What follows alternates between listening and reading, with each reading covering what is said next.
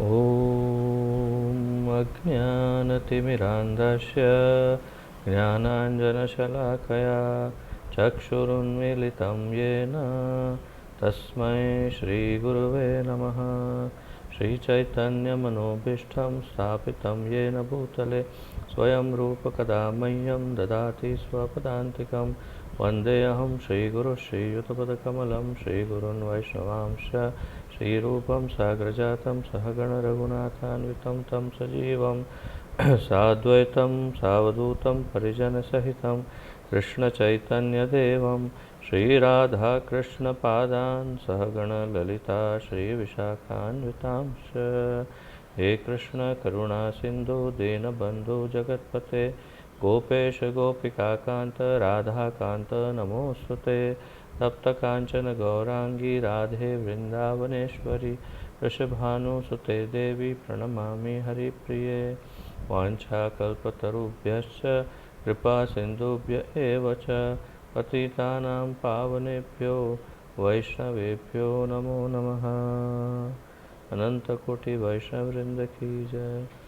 नमः ओं विष्णुपादाय कृष्णप्रेष्ठाय भूतले श्रीमते जयपताका स्वामिन् इति नामिने। नमो आचार्यपादाय निताय कृपाप्रदायने गौरकथाधामदाय नगरग्रामतारिणे। नमः ओं विष्णुपादाय कृष्णप्रेष्ठाय भूतले श्रीमते भक्तिवेदांत स्वामिन् इति नामिने। नमस्ते सारस्वते देवे गौरवाणी प्रचारिणे निर्विशेषशून्यवादी पाश्चात्यदेशतारिणे। जय श्री कृष्ण चैतन्य प्रभु नित्यानंद श्री अद्वैत गदाधर श्रीवासादि गौर भक्तवृंद। हरे कृष्ण कृष्ण कृष्ण हरे हरे हरे राम राम राम हरे हरे। हरे कृष्ण कृष्ण कृष्ण हरे हरे हरे राम राम राम हरे हरे। हरे कृष्ण कृष्ण कृष्ण हरे हरे हरे राम राम राम हरे हरे। तो आप सबका बहुत बहुत स्वागत है आज के इस अत्यंत महत्वपूर्ण श्री भक्ति रसामृत सिंधु के ज्ञान यज्ञ में। और हम बहुत ही गहन विषय पर अब चर्चा कर रहे हैं। इतना कॉम्प्लिकेटेड है कि कभी कभी ये लगता है कि इसे छोड़ दें, आगे करें या क्या करें, परंतु प्रयास कर रहे हैं। श्रील रूप गोस्वामी से हम भिक्षा मांगते हैं, उनके चरणारविंद पर प्रार्थना अर्पण करते हैं कि दया करें, हम पर कृपा करें और हमें ये गहन विषय समझने की और समझाने की शक्ति प्रदान करें। तो इसी श्रद्धा के साथ हम इसे आरंभ करते हैं, आगे बढ़ते हैं।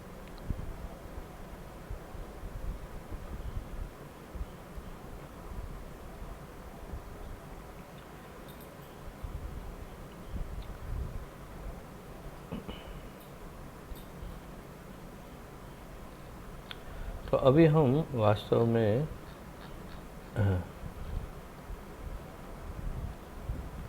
दक्षिण विभाग जो है भक्ति रसामृत सिंधु का, उसमें है। उसमें हम सामान्य भगवत भक्ति रस इस शीर्षक के अंतर्गत सबसे पहला रस जो अध्याय 20 है उसके अंदर हम चर्चा कर रहे हैं। तो हमने रस सामग्री के 5 भेद को समझ लिया और कुछ अन्य चर्चाएं, सामान्य चर्चाएं की।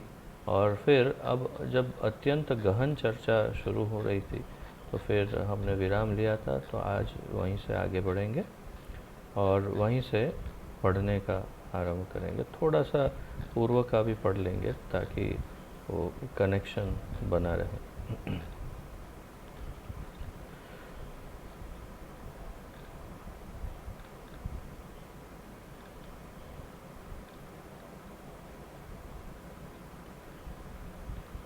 भगवत गीता में उल्लेख है कि वास्तव में ब्रह्मभूत हुए पुरुष का पहला लक्षण यह है कि वह सदा प्रसन्न रहता है। ब्रह्मभूत प्रसन्नात्मा न शोचति न कांक्षति।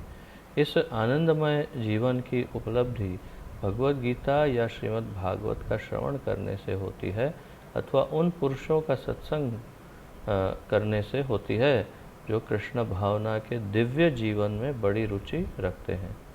विशेष रूप से वे जो श्री कृष्ण गोविंद के चरण कमलों की प्रेममय सेवा के परायण रहकर उनकी कृपा प्राप्त करने के लिए कृत संकल्प हैं।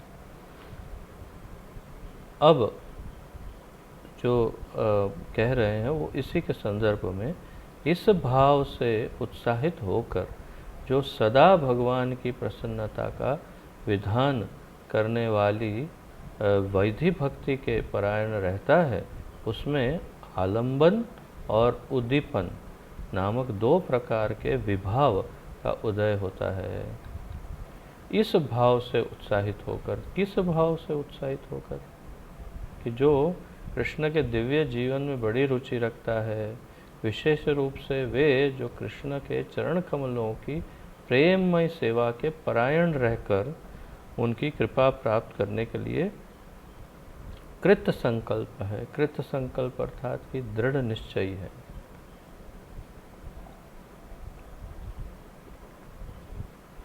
तो पहले ये समझिए, और इसमें आपको अधिक से अधिक नोट्स लिखनी होगी, क्योंकि बिना नोट्स लिखे आप इसे कभी न स्मरण रख पाएंगे और न समझ पाएंगे।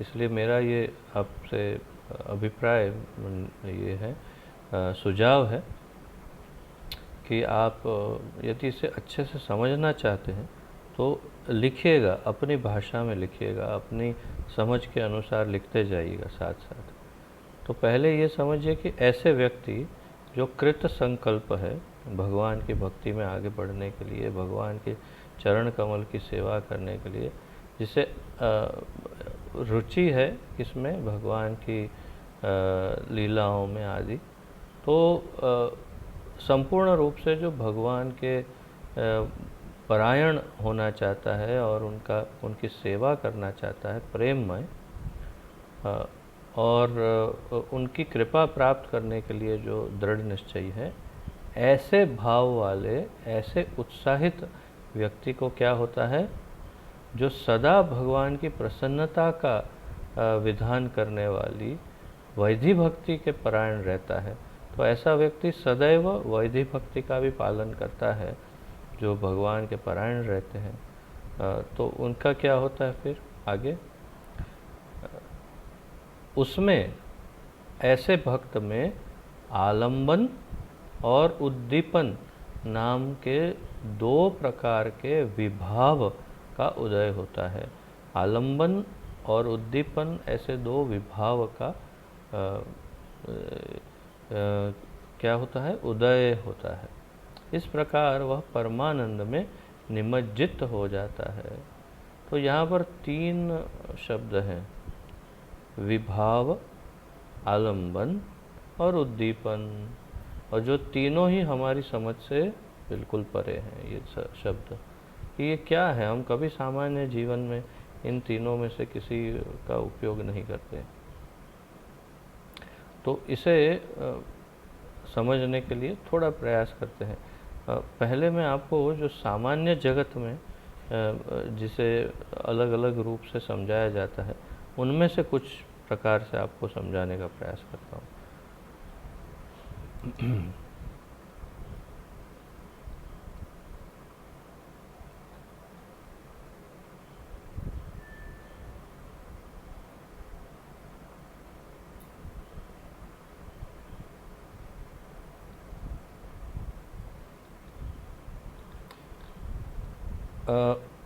विभाव वास्तव में एक कारण है। विभाव एक कारण है जिसकी वजह से भक्ति का जो भाव है या रस है भक्ति का, वो उत्पन्न होता है।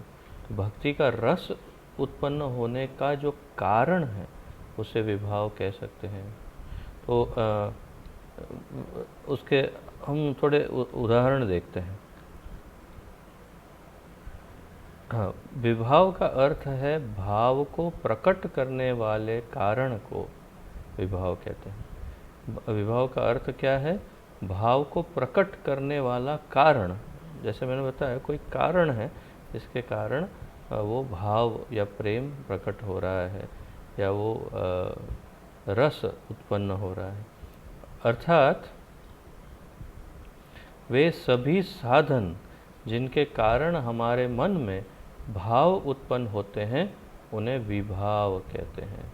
अर्थात वे सभी साधन जिनके कारण, जिस तो मुख्य रूप से कारण, तो या हम कैसे ऐसे कोई साधना कर रहे हैं जिसके कारण, या जो भी कारण है जिसकी वजह से हमारे मन में भाव उत्पन्न होता है कृष्ण के प्रति भाव, रति, प्रेम या आकर्षण या रस जो उत्पन्न हो रहा है, तो उस कारण को उन्हें विभाव कहते हैं, या उस साधन को विभाव कह सकते हैं। तो वो वस्तु, वो व्यक्ति, या तो वो वस्तु हो सकता है, वो व्यक्ति हो सकता है, या वो परिस्थिति हो सकती है जिसके कारण हमारे हृदय में कृष्ण के प्रति भाव उत्पन्न होता है। कोई व्यक्ति, कोई वस्तु, या कोई कारण, अर्थात कोई घटना जिसके कारण हमारे हृदय में भगवान के प्रति आकर्षण उत्पन्न होता है। आप लिख रहे हैं ना, अच्छे से स्पष्ट लिखिएगा ये सब। तो क्योंकि हो सकता है मैंने जो कहा या मैंने जो नोट्स लिखे उससे भी अच्छे नोट्स आप बना पाएंगे जब मैं समझा रहा हूँ उस समय। तो ये है विभाव। विभाव के दो प्रकार हैं। विभाव के मतलब कारण के दो प्रकार है, या तो उस व्यक्ति, उस वस्तु के दो प्रकार है। कैसे? एक है आलंबन और एक है उद्दीपन। आलंबन और उद्दीपन प्रकार के विभाव होते हैं। तो आलंबन विभाव या उद्दीपन विभाव, तो ये दोनों क्या है? आलंबन वो है कि जो मुख्य है, अथवा तो जिसे कहेंगे मूल कारण, मूल कारण जो है वो है आलंबन, कि जिसकी वजह से शुरुआत होती है भाव उत्पन्न होने की। तो वो मूल कारण जो है वो है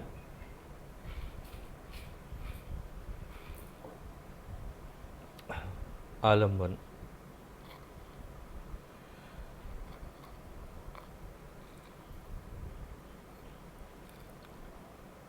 अब उसका उदाहरण लेते हैं।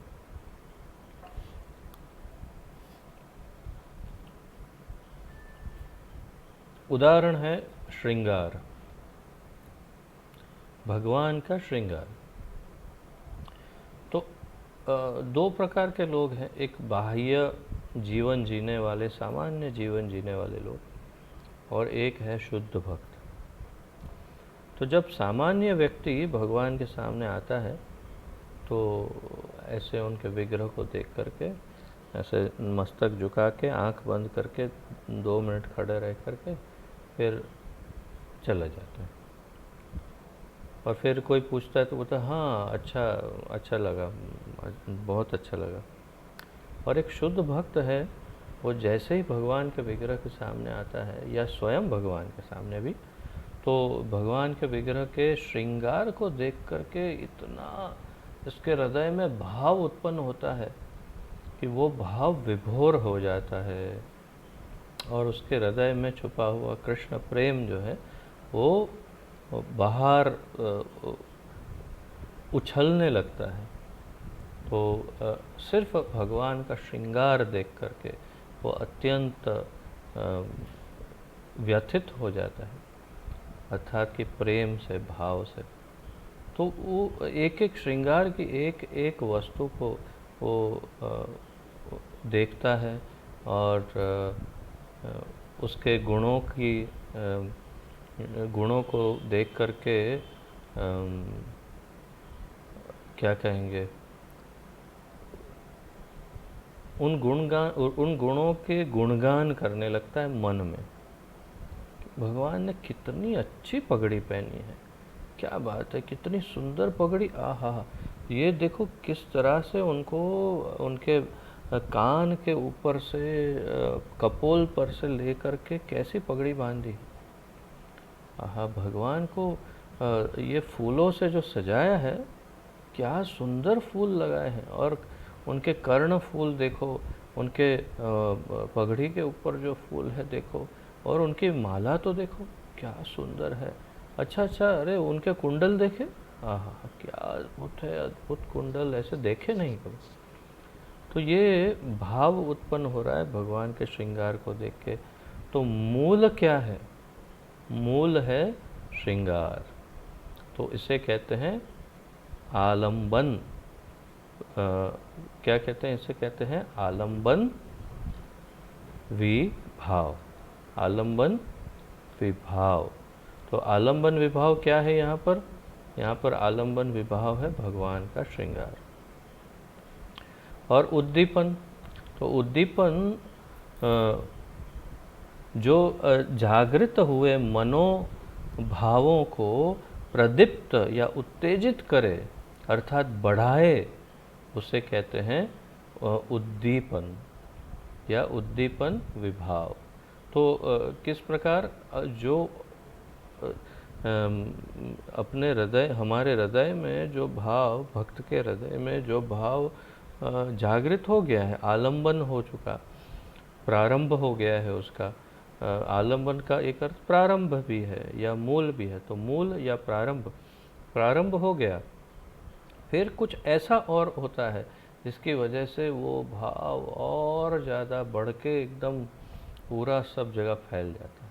तो ऐसा जो है जिसकी वजह से वो बहुत ही प्रज्वलित हो जाए, जो जागृत हो चुका भाव एकदम प्रज्वलित हो जाए, सब जगह फैल जाए और बढ़ जाए एकदम से, उसे कहते हैं उद्दीपन विभाव। तो अब उदाहरण समझेंगे, जैसे हम पढ़ेंगे उदाहरण आएगा तो आप और अच्छी तरह से समझते जाएंगे। मैंने प्रयास किया है केवल कि आपको थोड़ा सा उसके बारे में समझाऊं। अब हम जब पढ़ेंगे तो आप शायद समझ पाएंगे। तो इस भाव से उत्साहित होकर जो सदा भगवान की प्रसन्नता का विधान करने वाली वैधि भक्ति के परायण रहता है, उसमें आलंबन और उद्दीपन नाम के दो प्रकार के विभाव का उदय होता है। इस प्रकार वह परमानंद में निमज्जित हो जाता है, अर्थात वो अत्यंत आनंद में डूब जाता है, अर्थात रस प्राप्त करता है। इस प्रेम विभाव के अनेक हेतु हैं या अनेक भाग हैं इस प्रेम विभाव के। जैसे स्वयं श्री कृष्ण, कृष्ण भक्त, कृष्ण का मुरलीनाद इत्यादि। तो ये जो विभाव है इसके अनेक अंग है। कैसे?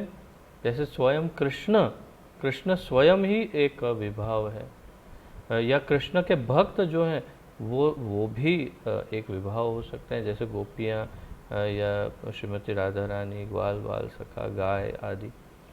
कृष्ण का मुरलीनाद ये भी एक विभाव हो सकता है। तो जब मैं विभाव कहूँ तो आपको समझना है कारण, या तो वो वस्तु, व्यक्ति या घटना जिसके कारण भाव उत्पन्न होता है। तो विभाव बोलने से कारण समझना, और आलंबन बोलने से मूल या क्या समझना है? मूल कारण, अथवा और एक शब्द दिया था, मूल और प्रारंभ, मूल या प्रारंभ। और जब हम उद्दीपन की बात करेंगे तो समझना बहुत बढ़ गया। ठीक है, अब प्रयास करते हैं आगे। इनका कार्य कभी स्मित होता है तो कभी स्तब्धता होता है। तो इनका परिणाम क्या होता है? जब प्रेम विभाव उत्पन्न होता है इन सब से, प्रेम विभाव जो ये भगवान कृष्ण, उनके भक्त, मुरली नाद आदि हैं, तो इन सब से परिणाम क्या होता है? कभी स्मित तो कभी स्तब्धता। स्तब्ध, स्तब्ध अर्थात स्मित अर्थात हंसी, मुस्कुराहट, और स्तब्धता अर्थात बिल्कुल जम गए बर्फ की तरह, कुछ समझ में नहीं आ रहा। भाव में शरीर पर 8 सात्विक लक्षण प्रकट होते हैं, 8 सात्विक विकार जो मैं आपसे कह रहा था, वे सब पूर्वोक्त 5 प्रकार के भाव भेदों के मिश्रण से ही संभव होते हैं। तो ये 8 सात्विक विकार कैसे उत्पन्न होते हैं? जो हमने पहले 5 प्रकार के भाव के भेद देखे थे, अलग अलग 5 प्रकार के भाव के अंश अंग, उनके मिश्रण से संभव होता है क्या? 8 सात्विक विकार। तो जब अलग अलग प्रकार के 5 भाव उत्पन्न हो तो इन सब का मिला जुला परिणाम होता है शरीर में 8 सात्विक विकार। इन 5 प्रकार के भावों के किसी न किसी मिश्रण के बिना रसास्वादन नहीं हो सकता। इन 5 प्रकार के भावों के अगर कोई मिश्रण नहीं हो रहा है तो रसास्वादन नहीं हो सकता। अर्थात कि रस आस्वादन करना हो भक्ति का, भाव का, प्रेम का, तो इन 5 तत्वों का मिश्रण आवश्यक है। ये कौन से 5 हैं? हम थोड़ा पीछे जाते हैं और फिर से पढ़ते हैं।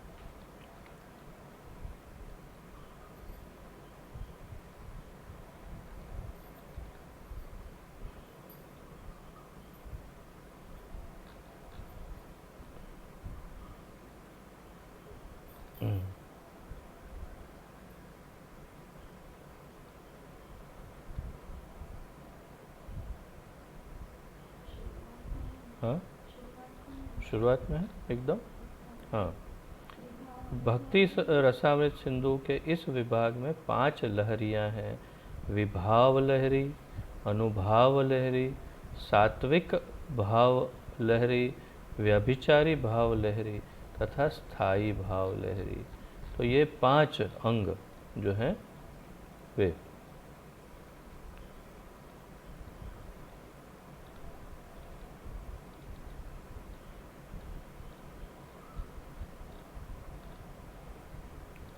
ठीक है, तो आगे बढ़ते हैं अभी। रस के आस्वादन के जो कारण हैं वे विभाव कहलाते हैं। अब देखिए स्पष्ट रूप से इसका यहाँ पर क्या कहते हैं अर्थ समझा रहे हैं, तो इसे आप हाईलाइट कर सकते हैं या अपनी नोट में भी लिख सकते हैं।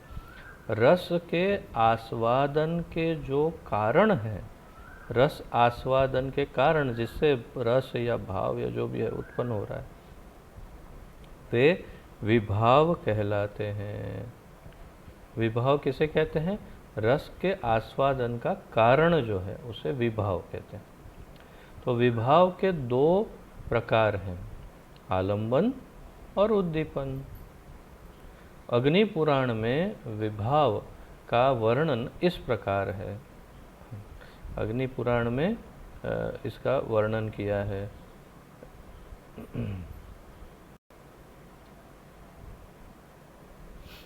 रति आदि की जिससे उत्पत्ति होती है वह विभाव, आलंबन और उद्दीपन, क्षमा कीजिए, वह विभाव, आलंबन और उद्दीपन ऐसे 2 प्रकार का होता है। तो वास्तव में अग्नि पुराण में भी यही अर्थ समझा है कि रति आदि की जिससे उत्पत्ति होती है, अर्थात रति भाव, प्रेम या रस जो है, इसकी जिससे उत्पत्ति होती है वह विभाव है, अर्थात वो कारण है। और इसके 2 प्रकार है, आलंबन और उद्दीपन। अर्थात विभाव के 2 भेद हैं, कृष्ण और उनके भक्त। भक्ति रस के आलंबन विभाव है। अब देखिए, अगर इसमें भी आप चार्ट बना सकते हैं, एक छोटा सा ऊपर लिखिए विभाव, फिर उसमें से 2 हिस्से बनाइए, आलंबन और उद्दीपन। तो आलंबन के अंतर्गत आप लिख सकते हैं कृष्ण और उनके भक्त, भक्ति रस के आलंबन विभाव हैं। भगवान स्वयं और उनके भक्त, ये दोनों आलंबन विभाव के प्रकार हैं। श्री कृष्ण भक्ति के विषय आलंबन हैं और उनका शुद्ध भक्त आश्रय आलंबन है। आलंबन के नीचे, आलंबन जो लिखा है उसके नीचे और दो हिस्से बनाइए। पहले विभाव, विभाव में से आलंबन उद्दीपन, आलंबन में से और दो भाग, एक है आश्रय आलंबन और एक है विषय आलंबन। एक विषय आलंबन और एक आश्रय आलंबन।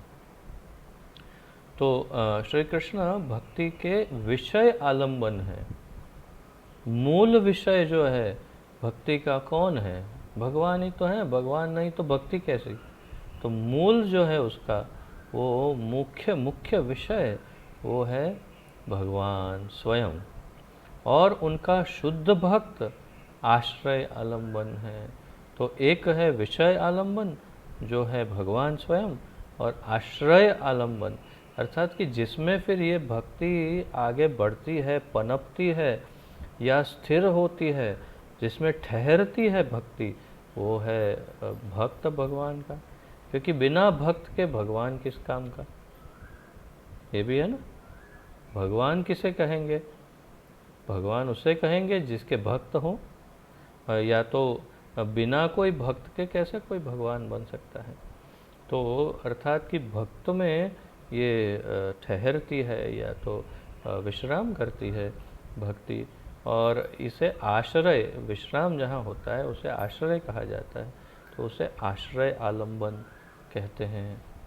तो विषय आलंबन और आश्रय आलंबन, किसी वस्तु को देखकर होने वाले कृष्ण स्मरण से उत्पन्न विभाव उद्दीपन कहा जाता है।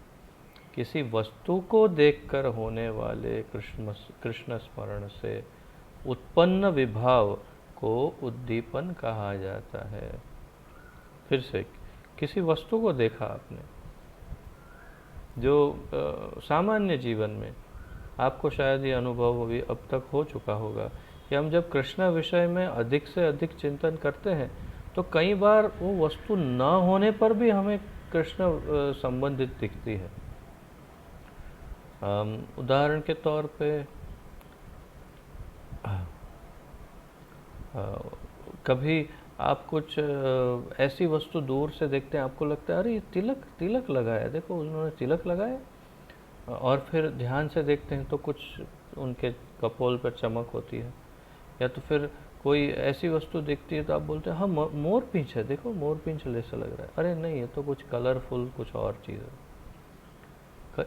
तो आपको कृष्ण संबंधी वस्तुएं दिखने लगती है, या तो वास्तव में कोई ऐसी वस्तु देखते हैं, जैसे कहीं पे मोर पंख देखा, तो मोर पंख देखते ही आपको मयूर की नहीं, मोर की नहीं, आपको कृष्ण की याद आती है। मुरली, कहीं पे बांसुरी देख लिया आपने, बांसुरी देखते ही सबसे पहले कृष्ण का स्मरण होता।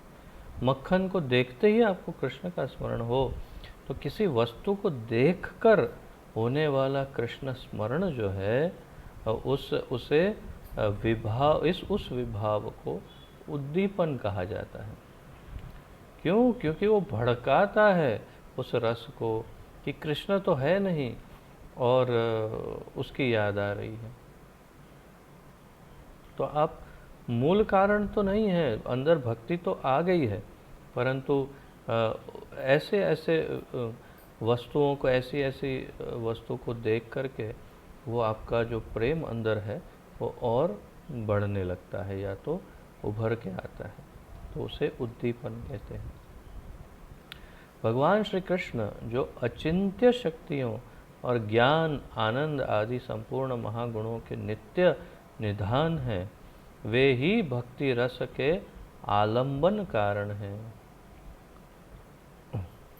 तो भगवान स्वयं जो अचिंत्य है, जो ज्ञानी है, आनंद आदि संपूर्ण सभी महागुणों के जो स्वामी हैं, वे ही भक्ति रस के आलंबन कारण हैं। तो मैंने जैसे बताया मूल कारण तो कृष्ण ही है, नहीं तो भक्ति कहाँ से आती। इसलिए मूल कारण जो है आलंबन कारण वे हैं भगवान स्वयं।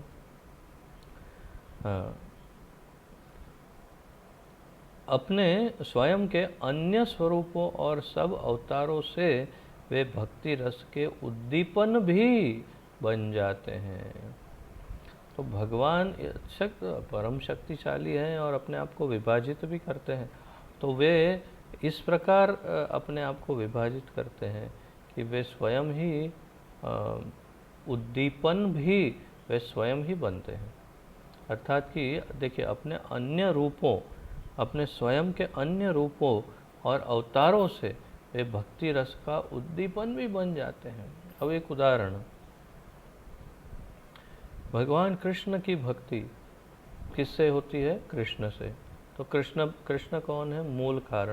मूल कारण अर्थात आलंबन, विषय आलंबन। और चैतन्य महाप्रभु कौन है? स्वयं कृष्ण। क्यों आए? भक्ति सिखाने के लिए। तो चैतन्य महाप्रभु को स्मरण करते ही या उनकी बातें सुन करके, उनकी शिक्षाएं ग्रहण करके हमारा क्या होता है? भक्ति का उद्दीपन, अर्थात कि भक्ति बढ़ती है। भक्ति को बढ़ावा देने के लिए चैतन्य महाप्रभु आए। तो चैतन्य महाप्रभु कौन है? उद्दीपन, अर्थात भगवान स्वयं ही वे आलंबन भी हैं और उद्दीपन भी है अपने इस अवतार में। तो तात्पर्य यह है कि भगवान सर्वशक्तिमान होने के कारण आलंबन और उद्दीपन दोनों ही वे स्वयं हो सकते हैं। श्रीमद् भागवत में ब्रह्म विमोहन लीला के संदर्भ में एक सुंदर श्लोक है जिसमें भक्ति रस के इस उद्दीपन का स्पष्टीकरण होता है कि वो कैसे उद्दीपन है। उसका एक बहुत अच्छा उदाहरण दिया है। मैंने इसीलिए नहीं दिया ये उदाहरण क्योंकि यहाँ दिया था तो मैंने पहले समझाने का कोई अर्थ नहीं था। अब आप पढ़ेंगे तो बहुत समझ जाएंगे स्पष्ट रूप से। जब ब्रह्मा को मोहित करने के लिए भगवान श्री कृष्ण ने स्वयं सब गोप बालकों, गायों और गो वत्सों का रूप धारण कर लिया तो श्री कृष्ण के अग्रज यानी बड़े भाई श्री बलदेव, जो कृष्ण के स्वयं प्रकाश है, अर्थात कृष्ण से पहला विस्तार भगवान का स्वयं बलराम है। तो ऐसे बलराम जो स्वयं ही भगवान एक प्रकार से, वे भी विस्मित होकर कहने लगे, उन्हें भी आश्चर्य हो रहा था, अहो यह कैसा आश्चर्य है कि इन सब गोप बालकों, गो वत्सों और गायों के प्रति मेरा कृष्ण प्रेम उमड़ रहा है। हम कृष्ण प्रेम को जानते नहीं इतनी अच्छी तरह, या जान रहे हैं ज्ञान के द्वारा, परंतु उतना कृष्ण प्रेम हमारे हृदय में अभी है नहीं। जागृत हो रहा है थोड़ा थोड़ा, परंतु क्या आप कल्पना कर सकते हैं कि बलराम जी के हृदय में कितना कृष्ण प्रेम होगा? तो सबसे अधिक कृष्ण प्रेम की पराकाष्ठा अथवा दो उसके सबसे उत्तम उदाहरण हैं श्रीमती राधा रानी और श्री बलराम जी। उनसे अधिक कृष्ण प्रेम किसके हृदय में होगा? तो मैं ये कहना चाह रहा हूँ कि बलराम जी के हृदय में तो संपूर्ण कृष्ण प्रेम ही छाया है, क्योंकि वे सेवक भगवान हैं। तो केवल भगवान के प्रति प्रेम ही है उनका। और जब वो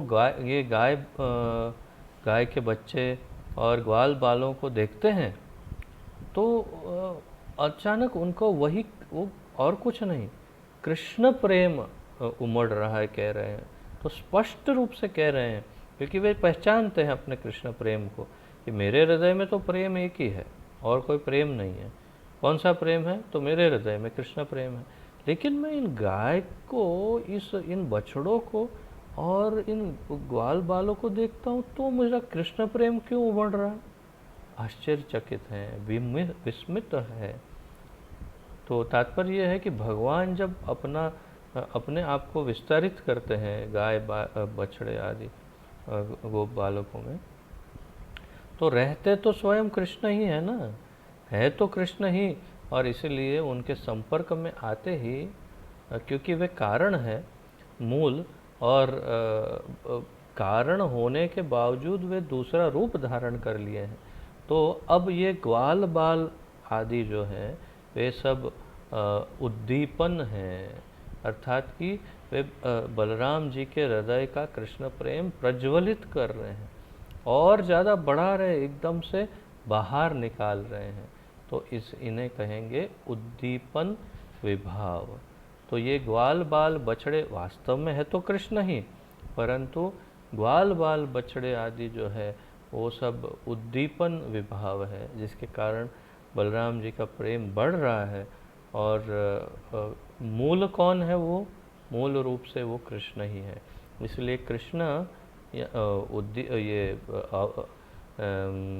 आलंबन भी है और उद्दीपन भी है, दोनों कृष्ण ही है। तो इसका निश्चय न कर सकने के कारण बलदेव विस्मय से स्तब्ध हो गए। यह एक उदाहरण है जब श्री कृष्ण उद्दीपन पक्ष से भक्ति रस के आश्रय आलंबन और विषय आलंबन दोनों बन जाते हैं।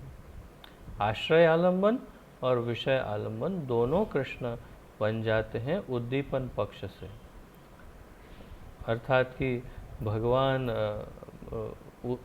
विषय तो है ही मूल, और आश्रय अर्थात कि किस में जाके बैठे, कारण किस में जाके बैठा, गाय बछड़े ग्वाल बाल आदि में।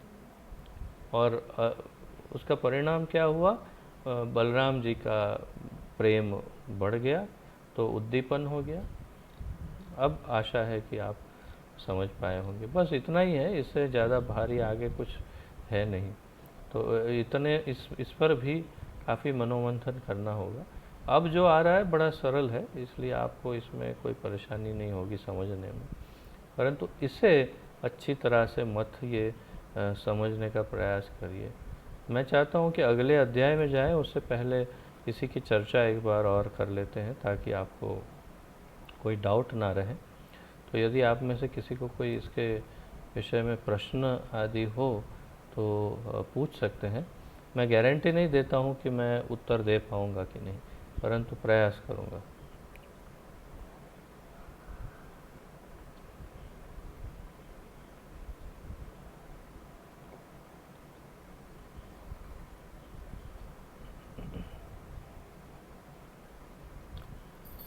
गिरिधारी प्रभु। हरे कृष्ण प्रभु, धन्यवाद प्रभु जी। जैसा कि राम अवतार में रामचंद्र भगवान जब वन में गए थे, तो भरत जी ने जो उसका पादुका लेके राम का याद उसको ने हर टाइम राम ही याद आता है। तो इस तरह का उसका तो वो भी उद्दीपन है ना, कोई वस्तु का ऊपर चरण पादुका जो रख के गया था राज सिंह। बिल्कुल स्पष्ट रूप से आप समझ गए, एकदम परफेक्ट समझ गए हैं। तो गिरधारी गोपाल प्रभु श्री रामचंद्र की पादुकाओं का उदाहरण दे रहे हैं। उन पादुकाओं को उनका पूजन करने से भरत महाराज को, भैया भरत को जो है, उनको श्री रामचंद्र के प्रति जो प्रेम है वही उनका हमेशा जागृत रहता था, और वही भाव रहता था कि ये स्वयं भगवान है। तो ये उद्दीपन है, विभाव है, बिल्कुल परफेक्ट है आपकी बात। श्री रामचंद्र मूल कारण है आलंबन, परंतु पादुकाएं जो हैं वो उसे आप आश्रय आलंबन कह सकते हैं, और भरत महाराज के लिए उद्दीपन विभाव भी कह सकते हैं। तो मुख्य रूप से आप बिल्कुल स्पष्ट रूप से समझ गए, बिल्कुल परफेक्ट समझ गए हैं कि क्या है विभाव, और विभाव में आलंबन और उद्दीपन। गौरांग।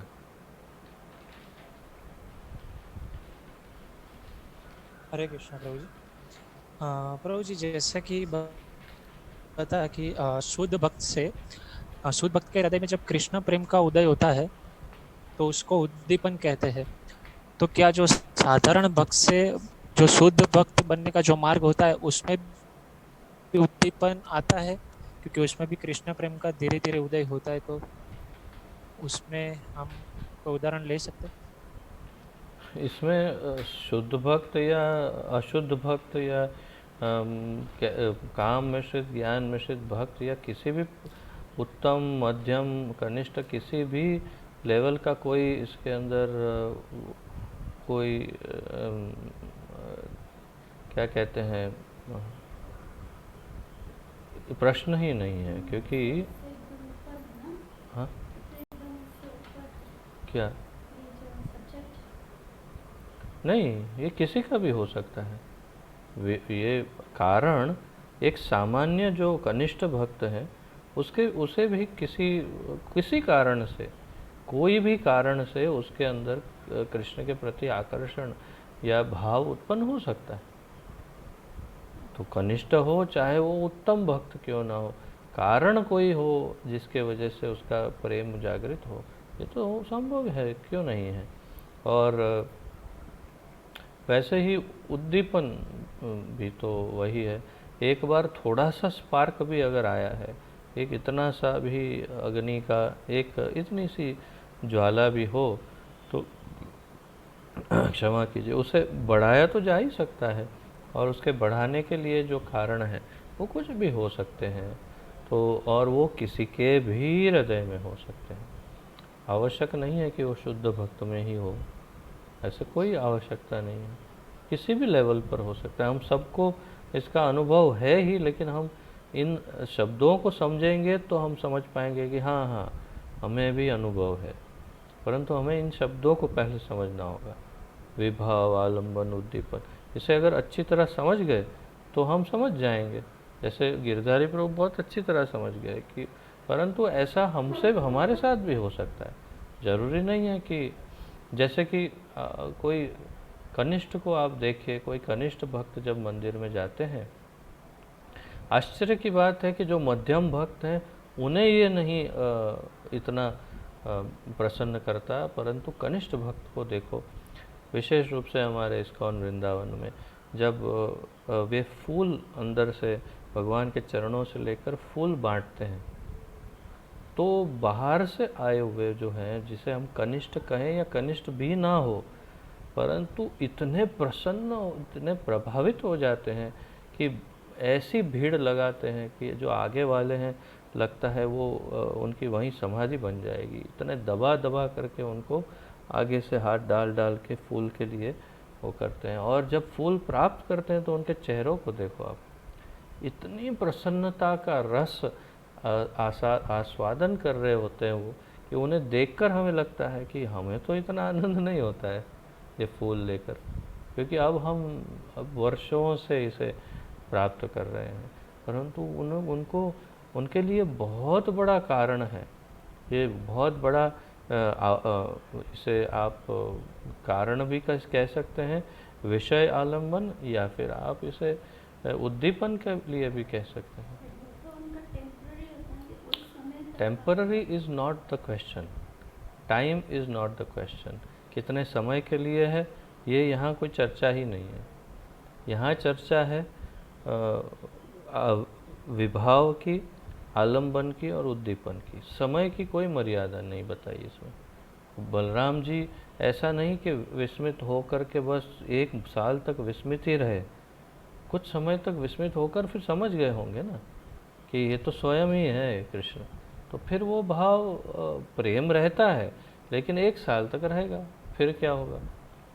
तो अवधि की कोई बात नहीं है, टेम्पररी परमानेंट ऐसा कुछ नहीं।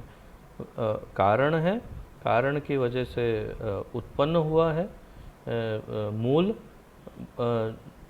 भाव का, और फिर और बढ़ा है, बस उतना ही है। हाँ, जो उद्दीपन है उसमें शायद अवधि शायद थोड़ी ज़्यादा हो सकती है, दैट में स्टे लिटिल लॉन्गर, क्योंकि वो बढ़ रहा है धीरे धीरे, परंतु ऐसी कोई सीमा नहीं, न समय की सीमा है, न पात्र की सीमा है, न जैसे गोस्वामी ने अब तक बताया मैंने कहीं सीमा नहीं देखी, और न भक्त के लेवल की सीमा है। देयर इज़ नो लिमिट किसी के भी साथ। ये विभाव, आलंबन, उद्दीपन किसी के भी साथ वही कार्य कर सकते हैं। हाँ, कितना प्रेम आया है या कितना भाव आया है वो उस पात्र के ऊपर डिपेंड करता है, परंतु ये काम अपना करते हैं, आलंबन और उद्दीपन वो अपना काम करते हैं। पात्र के ऊपर है कि कितना होता है। तो उत्तम भक्त होगा तो अष्ट सात्विक विकारों से विभोर हो जाएगा, और कनिष्ठ होगा तो उसे असर होगी, लेकिन जैसे गेट के बाहर निकलेगा फिर पॉकेट में डाल देगा या तो फूल इधर उधर रख देगा। फिर that depends on the person. ठीक है, और किसी का कुछ प्रश्न, कंफ्यूजन?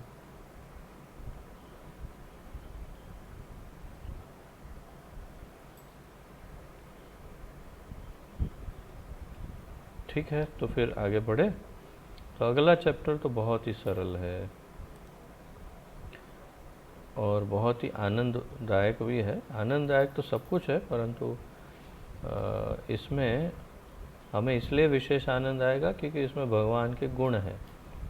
तो जब भगवान के गुणगान करते हैं तो ऐसे ही बहुत आनंद आता है। तो अध्याय 21 श्री कृष्ण के दिव्य गुण शीर्षक है, श्री कृष्ण के दिव्य गुण।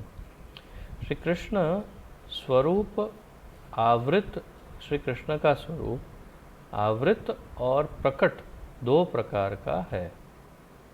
भगवान के स्वरूप के बारे में चर्चा की है, तो आप यहाँ भी नोट्स अवश्य लिखिए। श्री कृष्ण के दो प्रकार के स्वरूप है, एक है आवृत और एक है प्रकट, अथवा ये कहिए कि एक है अप्रकट और एक है प्रकट। तो ये ज़्यादा सरल रहेगा आपको समझने में। अप्रकट और प्रकट, प्रकट लीला, अप्रकट लीला, ऐसे भगवान के दो स्वरूप है, आवृत और प्रकट, अथवा अप्रकट और प्रकट। प्रकट का अर्थ क्या है? जो सामने दिखे। अप्रकट का अर्थ क्या है? जो दिखाई नहीं दे लेकिन हो लेकिन दिखाई न दे, और इसीलिए आवृत शब्द का उपयोग किया, अप्रकट नहीं कहा। अप्रकट शायद यहाँ ना भी हो, ऐसा भी हो सकता है, परंतु आवृत का अर्थ है यहाँ तो है ही, लेकिन इसके ऊपर एक आवरण है। आवरण अर्थात पर्दा, पर्दा लगा है, जिसके वजह से हम देख नहीं सकते। जैसे हम भगवान के मंदिर में जाते हैं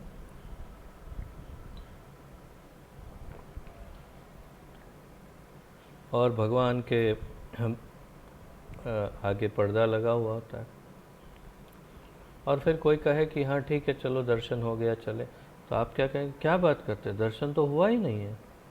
दर्शन का, अरे भगवान तो सामने ही है, बिल्कुल तुम्हारे सामने खड़े हैं, और बीच में केवल एक पर्दा है। तो आप कहेंगे वो पर्दा ही तो मुख्य बात है, पर्दा हटेगा नहीं तब तक हमें दर्शन कैसे होगा? तो भगवान होते हुए भी हम भगवान को नहीं देख पाते या उनका अनुभव नहीं कर पाते, उसे कहते हैं अप्रकट या आवृत। अब आगे देखते हैं। जब श्री कृष्ण अन्य वेश आदि में छिपे हैं तो उनका स्वरूप आवृत कहलाता है। जब छिपे हुए होते हैं तो आवृत कहलाते हैं, मतलब इन्होंने किसी और रूप धारण कर लिया है, या तो फिर कोई ऐसे वस्त्र धारण किए हैं जिससे पहचान में ना आए, तो इसे आवृत स्वरूप कहते हैं। श्रीमद् भागवत की द्वारिका लीला में उनके आवृत स्वरूप का दृष्टांत है। द्वारका लीला में भगवान आवृत स्वरूप में रहते हैं, ऐसा कह रहे हैं आचार्य। कभी कभी श्री कृष्ण स्त्री वेश को धारण करके क्रीड़ा करते थे। मतलब ये एक विशेष किसी घटना की बात कर रहे हैं। तो भगवान स्त्री वेश धारण करते थे, कभी कभी मजाक करने के लिए, आनंद करने के लिए, सबको हंसाने के लिए। तो कभी कभी श्री कृष्ण स्त्री वेश को धारण करके क्रीड़ा करते, खेल करते थे। उनके इस रूप को देखकर उद्धव ने कहा, अहो कैसा आश्चर्य है कि यह स्त्री ठीक कृष्ण के समान ही मेरे भक्ति रस को आकर्षित कर रही है। अच्छा, समझ गया, कौतुक के लिए श्री कृष्ण ने ही स्त्री रूप धारण कर रखा है। यहाँ पर फिर से उद्दीपन का उदाहरण है कि भगवान ने अपने आप को आवृत कर दिया स्त्री के वेश में, परंतु फिर भी उद्धव का प्रेम जो है उद्दीपन हो गया उन्हें देखकर उस स्त्री को। तो ये है उद्दीपन विभाव, है ना। अब आप धीरे धीरे समझ जाएंगे जैसे जैसे हम उसको रिपीट करेंगे। तो यहाँ पर क्या हुआ, भगवान ने अपने स्त्री वेश में अपने आप को छुपाया, परंतु उद्धव ने उन्हें अपने स्वयं के भाव से पहचान लिया कि मुझे जो प्रेम उभर रहा है, तो इसका अर्थ ये है ये स्वयं ही कृष्ण है। तो श्री कृष्ण के प्रकट स्वरूप को देखकर एक भक्त उनकी रूप माधुरी की स्तुति करता है।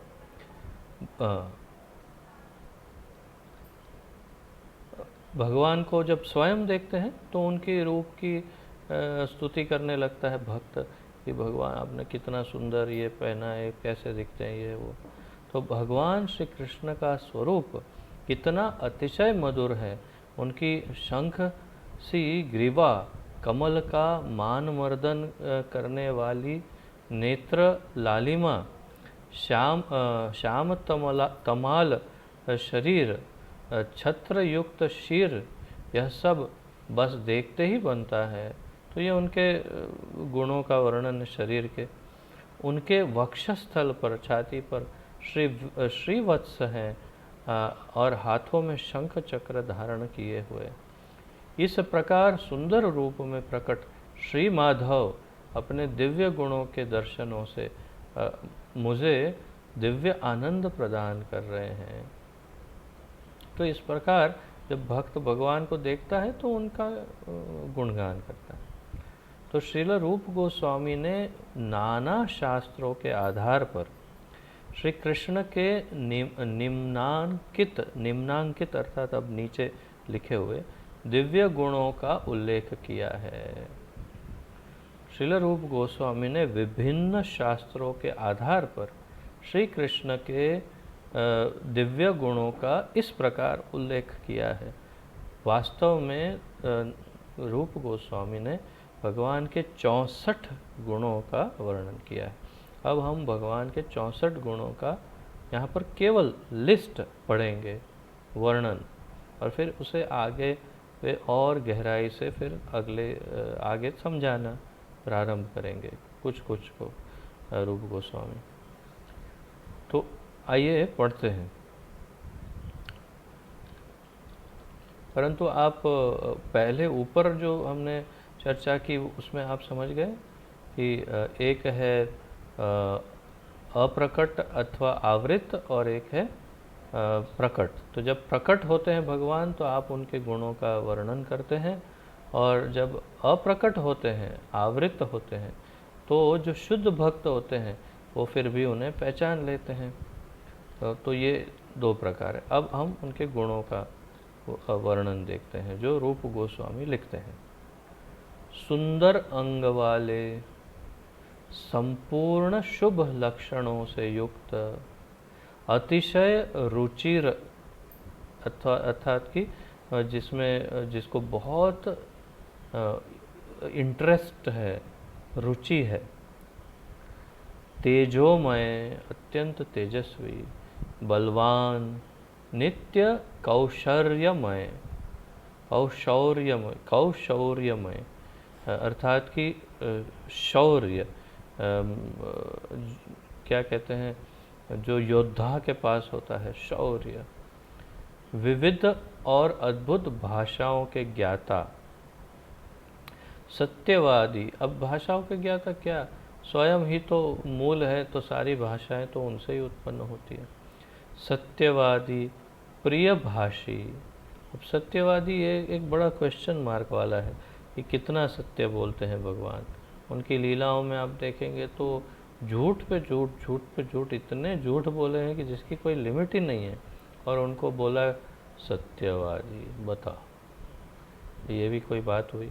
तो मुझे लगता, हमको लगता है कि रूप गोस्वामी ऐसे ही बस खाली उनका गुणगान कर रहे हैं। नहीं, वास्तव में भगवान जो भी बोलते हैं वो वास्तव में केवल सत्य ही होता है। समझने में हम असमर्थ होते हैं, इसलिए हमें कभी असत्य, कभी कुछ लगता है, परंतु भगवान के मुख से निकलता केवल सत्य ही है, और कुछ निकल भी नहीं सकता है भगवान के, या और कुछ जो भी निकलेगा वो भी सत्य ही हो जाता है। तो वे परम सत्यवादी है। प्रियभाषी, अर्थात कि बोलते हैं तो अच्छा और मीठा ही बोलते हैं, कड़वा नहीं बोलते। वाव दुख, सब भाषाओं को बोलने में दक्ष। तो ये आप देखिए, ये 2 बार रिपीट हुआ। सब भाषाओं के ज्ञाता और वाव दुख, ये दोनों का अर्थ एक ही है। परम पंडित, अर्थात सबसे अधिक ज्ञानी। बुद्धिमान, अर्थात कि बुद्धिमान। अपूर्व प्रतिभाशाली। क्षमा कीजिए, विदग्ध का अर्थ है कलाओं में पारंगत, अलग अलग प्रकार की कलाओं में पारंगत। रूप गोस्वामी का एक बहुत सुंदर और एक है नाटक विदग्ध माधव, बहुत सुंदर। तो बहुत आगे फिर पढ़िएगा, आपको बहुत आनंद आएगा। क्षमा कीजिए, भगवान की अंतरंग लीलाओं के बारे में है पूरा नाटक। तो विदग्ध का अर्थ है विभिन्न कलाओं में पारंगत। चतुर, बहुत चतुर हैं भगवान। परम दक्ष, दक्ष का अर्थ है एक्सपर्ट, जिन्हें सब आता हो और या अच्छी तरह आता हो, उसे कहते हैं दक्ष। जैसे कि आप स्वर्ण का कोई अलंकार बना रहे हैं और कोई एक नया कारीगर है, तो उसे आपको बार बार बताना होता है कि ये ऐसा करना है, ऐसा करना है। और कोई ऐसा व्यक्ति है कि जो 20 साल से बना रहा है और इतना दक्ष हो गया है कि बाहर से सारे जितने भी व्यापारी हैं सब उसको ढूंढते हुए आते हैं कि नहीं, इसी के पास कराना है। क्यों? क्योंकि ये दक्ष है, एक्सपर्ट है, बहुत अच्छा बनाता है। तो ये परम दक्ष है भगवान हर विषय में। कृतज्ञ, अत्यंत दृढ़ व्रतधारी, देश काल और पात्र को अच्छी प्रकार से जानने वाले, शास्त्रों को देखने कहने वाले, जो शास्त्रों को स्वयं वेदांत कृत वेद विदेव चाहम, वेदेश्च सर्वैर अहम एव वेद्यो, वेदांत कृत वेद विदेव चाहम। तो वेदों को लिखने वाला, वेदों को रचने वाला, वेदों को समझने वाला, वेदों को समझाने वाला और वेद में समझने वाला विषय, तो सब कुछ मैं ही हूँ, भगवान कहते हैं। तो वही कि शास्त्रों को देखने और कहने वाले, पवित्र, आत्मसंयमी, स्थिर रहने वाले। तो ये आत्मसंयमी और स्थिर रहने वाले लगभग एक ही है। सहनशील, तो ये भी लगभग वही है अर्थ, सहनशील। जितेंद्रिय, जिसका अर्थ है जितेंद्रिय। क्षमाशील, सबको क्षमा करते हैं भगवान जहाँ तक संभव हो। गंभीर, वे ऐसा नहीं कि हर बार मजाक ही करते हैं, आनंद करते रहते हैं, ऐसा नहीं है, बहुत गंभीर भी रहते हैं। धैर्यवान, जिनके अंदर बहुत धीरज होती है। समदृष्टि वाले, तो समोहम सर्वभूतेषु न मे द्वेष्योस्ति न प्रिय। समदृष्टि, सबको एक नज़र से देखते हैं, परंतु भक्तों को विशेष देखते हैं। उदार, धार्मिक, शूरवीर। अब देखिए शूरवीर भी ऊपर से सब रिपीट हुआ, ऊपर एक दो बार आ गया। फिर करुण, तो जिनके हृदय में करुणा है। सम्मान करने वाले, अन्य को सम्मान देते हैं। विनीत, विनम्रता है जिनमें। फिर उदार आया यहाँ पर, तो वास्तव में अंग्रेजी में मैं देखता हूँ तो दो अलग शब्द है। हिंदी में दो बार यहाँ पर ट्रांसलेशन उन्होंने उदार ही किया, क्योंकि वास्तव में अर्थ है वही रहता है उसका, उदार ही होता है। संस्कृत में देखने का समय नहीं है, क्योंकि इतना सारे पूरा वर्णन है संस्कृत में श्लोकों में रूप गोस्वामी के, परंतु उसमें कुछ ऐसा ही शब्द होगा समानार्थी। तो उदार दोबारा आया। लज्जावान, अर्थात जिसे जो जहाँ आवश्यक हो वहाँ शर्म भी आती है भगवान को। शरणागत जीव के रक्षक, ये उनका बहुत बड़ा गुण है। जो जीव उनकी शरण में जाते हैं उनके ये रक्षक हैं। सुखी, जो स्वयं सुखी हैं। भक्तों के हितैषी, भक्तों का हित करते हैं।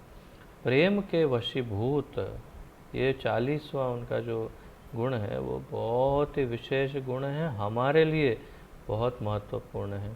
यदि हम उन्हें शुद्ध प्रेम देते हैं तो वे उनके वशीभूत हो जाते हैं। भगवान प्रेम के वशीभूत रहते हैं। ये एक गुण न हो करके वैसे ये दुर्गुण है। अब दुर्गुण तो कह नहीं सकते, परंतु कमजोरी कह सकते हैं। भगवान की एक ही कमजोरी है और वो है वे प्रेम के वशीभूत हो जाते हैं, बस। सर्व मंगलमय, सबका मंगल करते हैं। परम प्रतापी, वही हुआ शौर्य जैसे हिम्मत। परम यशस्वी, परम यश, यश का अर्थ है कीर्ति या नामना, फेम। और यशस्वी का अर्थ है जो सब जगह पर जो जिनका नाम हो, कीर्ति हो, प्रतिष्ठा हो, सम्मान हो, उसे यशस्वी कहते हैं। तो जैसे क्या कहेंगे कि ये यशस्वी है, अर्थात कि उनकी कीर्ति, उनका नाम सब जगह पर फैली हुई है। लेकिन ये क्या है? परम यशस्वी, अर्थात कि सबसे अधिक। अब भगवान कृष्ण को कौन नहीं जानता है? सबसे अधिक यश तो उनका ही फैला हुआ है। सभी ब्रह्मांडों में, अनंत कोटि ब्रह्मांडों में सबसे अधिक फेमस तो भगवान ही है। स्वाभाविक है, उसमें आश्चर्य की क्या बात है। तो परम यशस्वी। फिर लोकप्रिय, यही हुआ एक प्रकार से, परंतु इसमें एक अंतर है। यश कभी अपयश की तरह भी हो सकता है, मतलब उनके दुश्मनों में भी ये प्रचलित हो तो ये भी, उसे भी यशस्वी कह सकते हैं। परंतु लोकप्रिय, सब उनको प्रेम करते हैं, उसे लोकप्रिय कहते हैं। भक्त वत्सल, अपने भक्तों को बहुत प्रेम करते हैं और भक्त उन्हें बहुत प्रेम करते हैं, ऐसा भी भाव है, हो सकता है। परंतु भक्त वत्स, वत्स अर्थात बछड़ा, तो बछड़े की तरह जैसे प्रेम किया जाता है।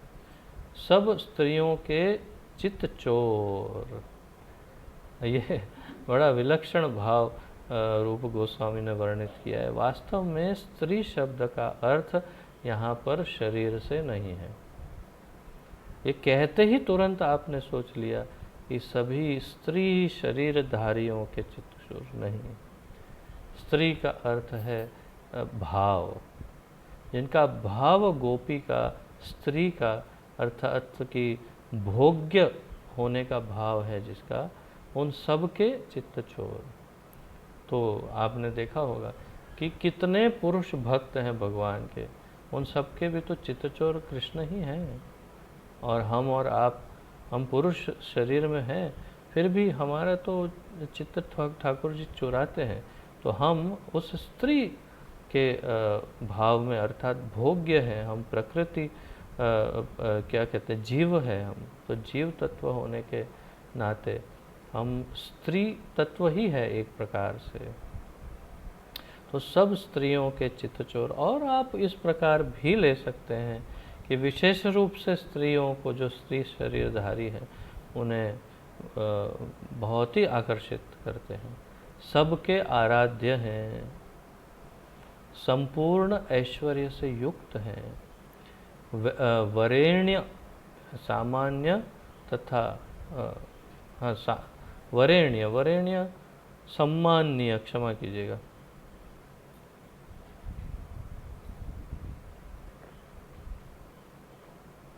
वरेण्य का अर्थ सम्माननीय अथवा वर्ण के योग्य भी हो सकता है। वर्ण के योग्य, जिसका सबसे अधिक सम्मान हो या जिसे वर्ण किया जा सकता हो, उसे वरेण्य कहा जा सकता है। और 50वां गुण बताया है परम ईश्वर, जो स्वयं परम ईश्वर है, वो उनका 50वां गुण है। अब 50 गुण के बाद यहाँ विराम ले रहे हैं रूप गोस्वामी। क्यों विराम ले रहे हैं भाई? 64 गुण बताए, 50 में विराम ले लिया, क्योंकि अब बाकी के जो गुण हैं 50 के बाद 10 और फिर 4 और, तो उसमें 5, फिर 5 और 4, इनको विभाजित करेंगे रूप गोस्वामी, क्योंकि जो विशेष गुण हैं उनकी चर्चा अब विशेष रूप से वे अब करेंगे। तो आइए पढ़ते हैं।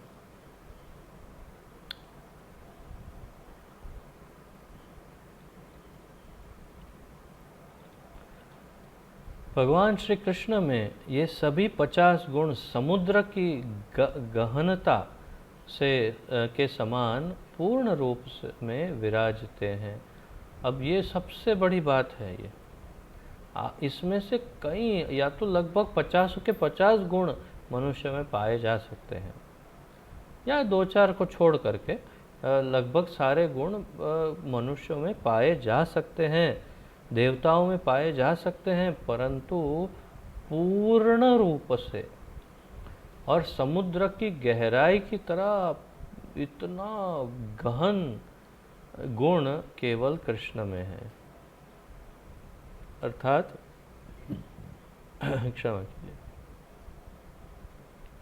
जैसे उदाहरण है कि भगवान की कीर्ति, यश, यशस्वी होना, तो कई फिल्म स्टार उनका बहुत यश होता है। कभी मोदी जी का यश है, कभी कोई, या तो कोई एक समुदाय के अंदर रहने वाला एक व्यक्ति भी यशस्वी हो सकता है। अर्थात कि कोई एक सोसाइटी है, उसमें कोई एक व्यक्ति बहुत प्रचलित है, सोसाइटी के बाहर कोई नहीं जानता है उसे। यहाँ का फिल्म स्टार है, उसे अमेरिका में कोई नहीं जानता है, यहाँ बहुत प्रचलित है। तो सीमा है, यश की सीमा, परंतु भगवान के यश की कोई सीमा नहीं है।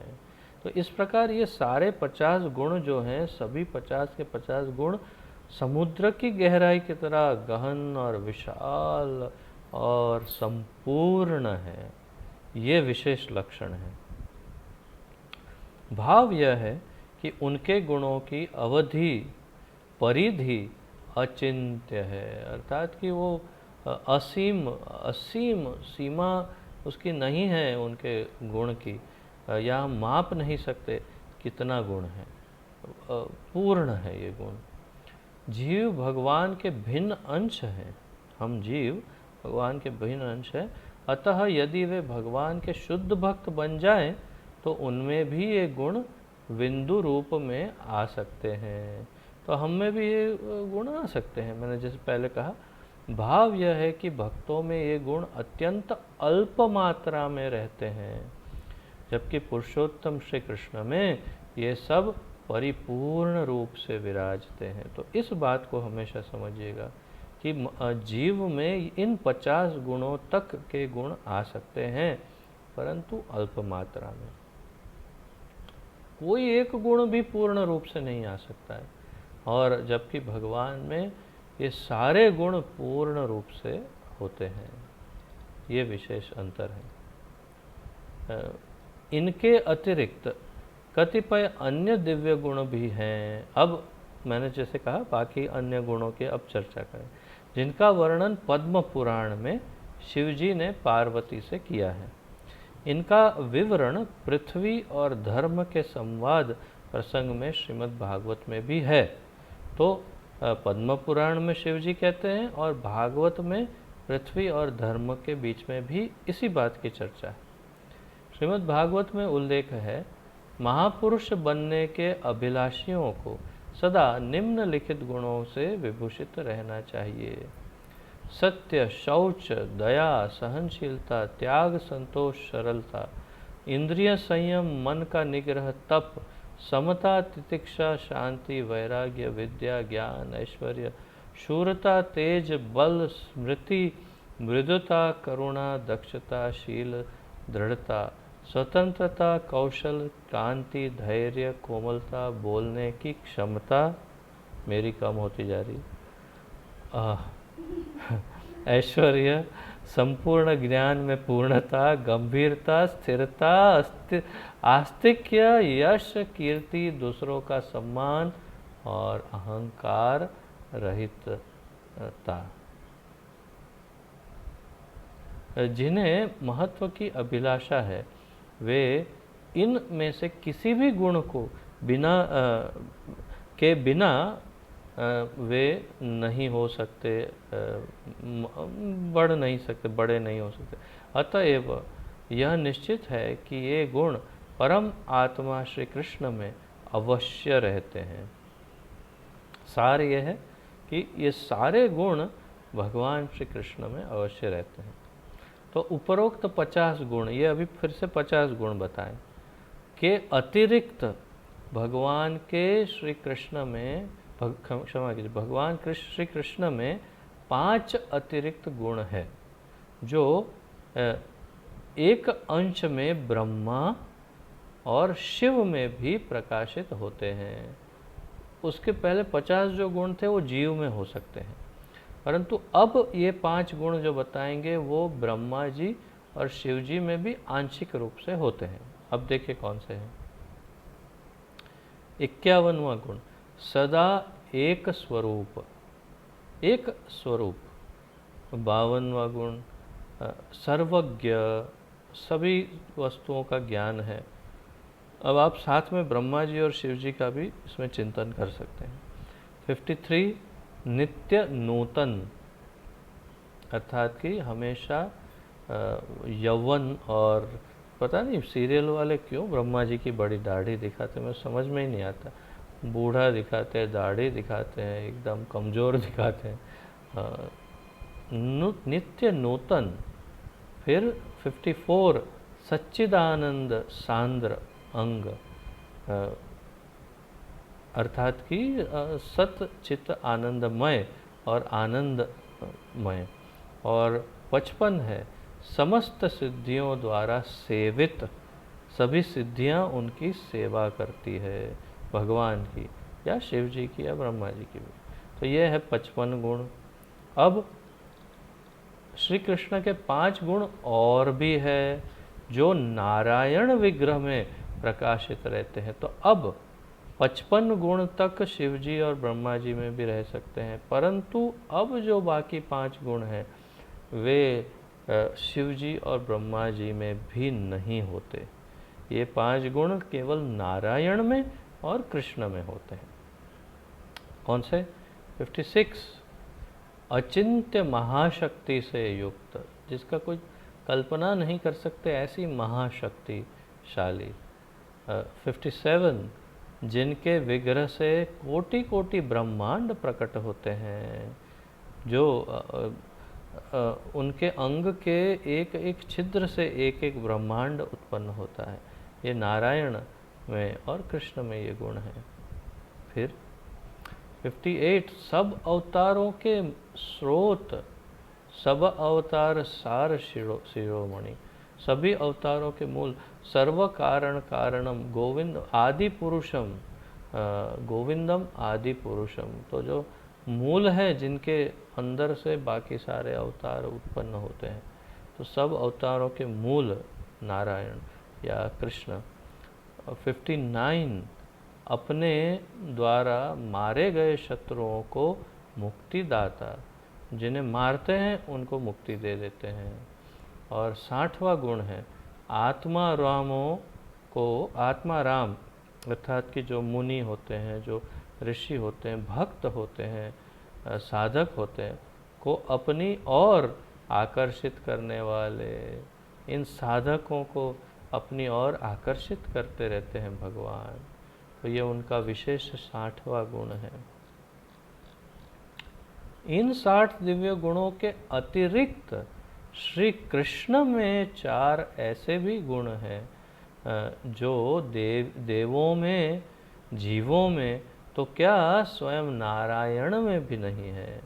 तो आप ये अंतर को भी साथ में समझते जाइए कि जीव तत्व, शिव तत्व, नारायण तत्व और कृष्ण तत्व। कभी इन शब्दों का अपने सुना नहीं होगा, परंतु कृष्ण और नारायण में भी अंतर है, 4 गुणों का अंतर है।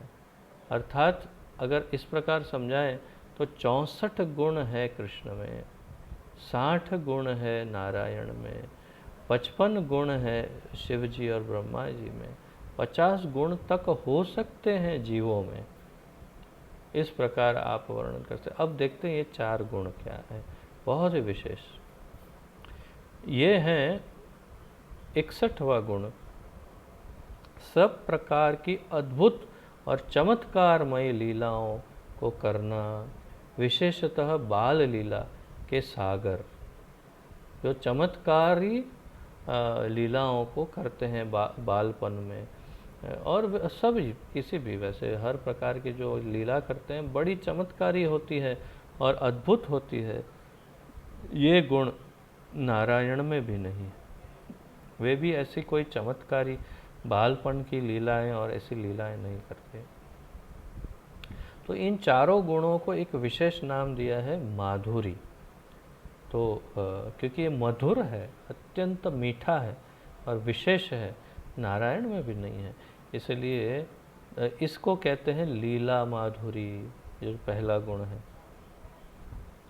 फिर 62वां गुण, अतुल मधुर प्रेम मंडित प्रिय भक्तों से विभूषित।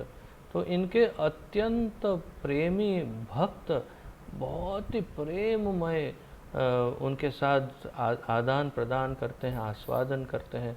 तो बहुत सारे उनके प्रेमी भक्त होते हैं, और मुख्य उनमें जो घटक, जो मुख्य तत्व है उनके भक्तों के साथ का आदान प्रदान में, वो है प्रेम।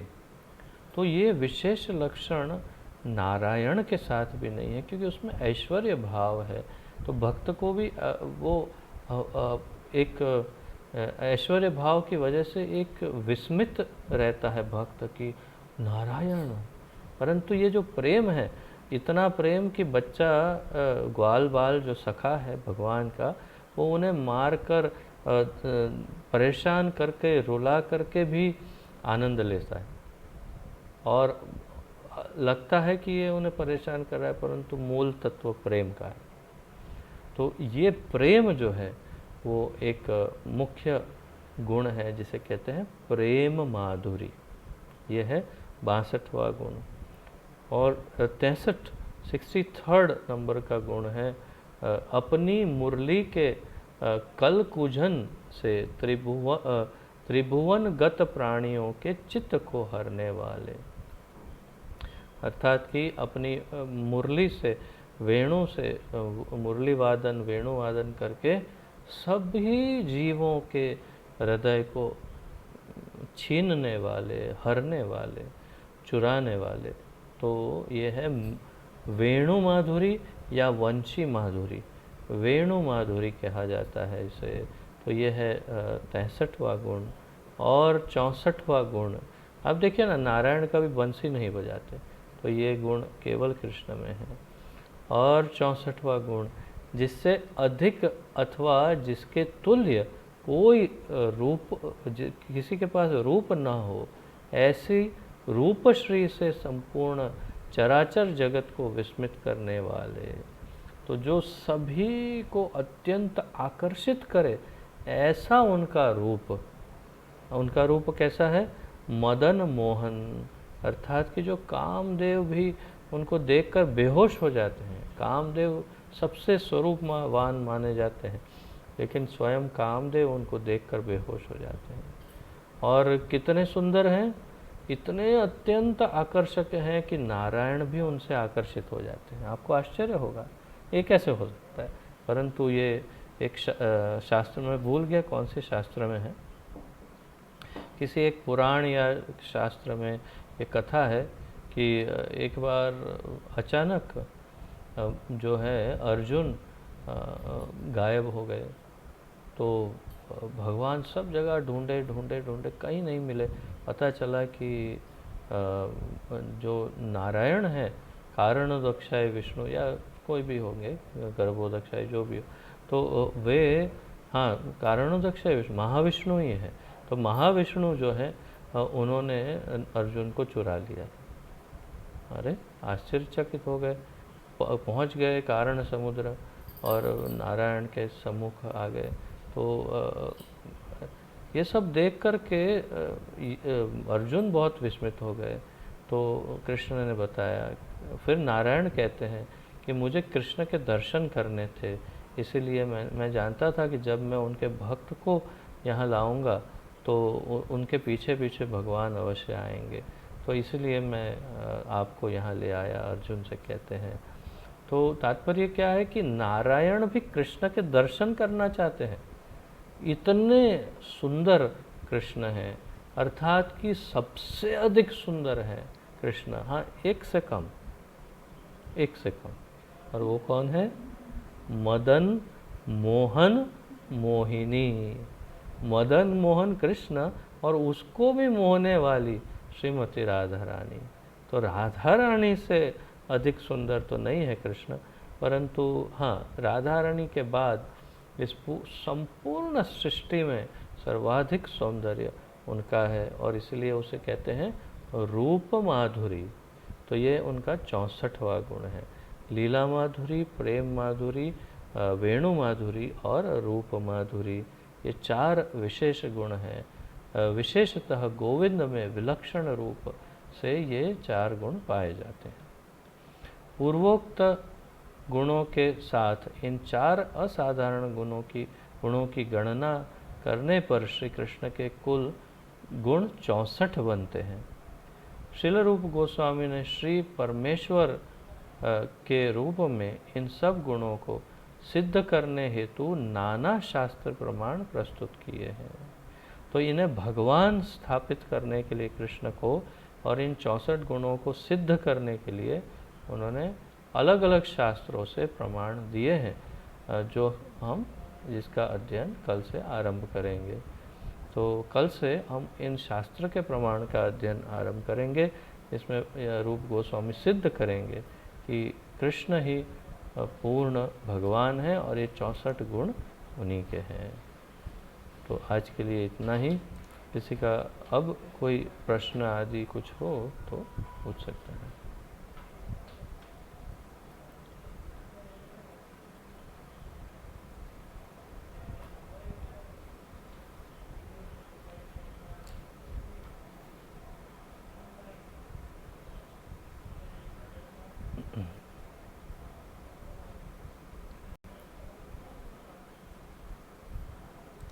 हाँ, लालू प्रभु। कृष्ण प्रभु जी, प्रणाम। प्रभु जी, गर्भोदय जो विष्णु वो कहाँ पे रहते हैं? गर्भोदक समुद्र में। ठीक है। और किसी का कोई प्रश्न?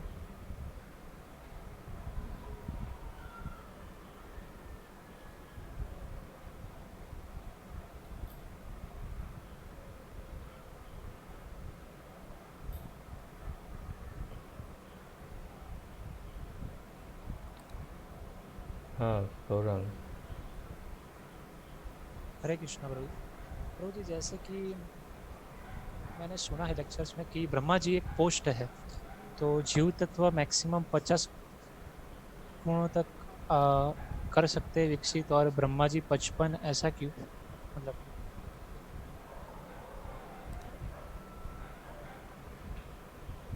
ये प्रश्न कुछ वास्तव में इस प्रश्न का उत्तर वैसे तो सामान्य बुद्धि से भी हम दे सकते हैं कि पोस्ट के साथ शक्ति होती है हमेशा। जैसे ही पोस्ट पर कोई विराजमान होता है तो उसके अंदर वो शक्ति अपने आप ही समाहित हो जाती है। तो ब्रह्मा जी की पोस्ट ही ऐसी है कि जिसमें उनके पास कुछ विशेष लक्षण, कुछ गुण होने ही चाहिए, अन्यथा वो कैसे। अब ब्रह्मा जी की समय सीमा को देखो, ब्रह्मा जी का एक दिन कहाँ और हमारा एक दिन क्या, हमारी 1000 जिंदगियाँ कहाँ। तो ब्रह्मा जी के एक दिन से, वो भी तो जीव हैं, हम भी जीव हैं, तो फिर कैसे तुलना हो सकती है। तो जैसे जैसे शरीर बदलता है वैसे वैसे उसके अनुसार उसे गुण प्राप्त हो जाते हैं। अर्थात ये जरूरी नहीं है कि कोई पशु गुण में हो तो उनमें ये 50 गुण हो। पशु शरीर में हो कोई जीव तो उसमें ये 50 गुण हो, तो संभव ही नहीं है, क्योंकि वो शरीर ही उसे प्राप्त नहीं है। परंतु जब कोई जीव प्रमोट हो करके ब्रह्मा के स्टेज पर पहुंच जाता है तो उसके अंदर वो लायकात डेवलप होती है उस समय कि वो उन बाकी के 5 गुणों को धारण कर सके। अन्यथा सामान्य रूप से जब वो देहधारी होता है तो उसमें 50 गुण तक ही सीमा रहती है। जब ब्रह्मा के पोस्ट में जाता है तो उसमें वो लायकात डेवलप हुई होती है कि वो उन 5 गुणों को धारण कर सकता है, और उस पोस्ट के लिए ज़रूरी भी होता है। इसलिए और किसी का कुछ?